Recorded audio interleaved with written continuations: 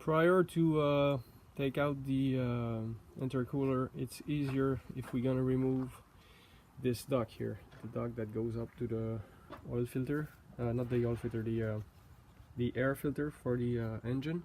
So to do so, we need to take out these. There's two up front. So there are screws here. So we take out the 4 screws, take out these cover here, both sides, and then this is just like snap here around. So that could be taken out by hand. It's like, you can see it's a bit broken because it's been taken in and out several times. So I'll take out these and I'll show you after what it looks like. So this is what the screws look like. These are Torx, and all the bunch of screws you see there, these are for the splash guards on the right side. You got the 4 for the engine cover, and then the 4 for the air intake, kind of. So you take these things off. You gotta pull this back a bit.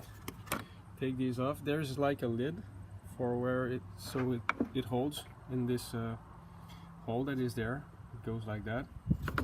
When this is in place, it's holding the whole thing, so that's why you gotta pull this thing back. So now you can pull it back a bit more on that side. Or you take this one out, and then this is just snap here. So you have to take it off.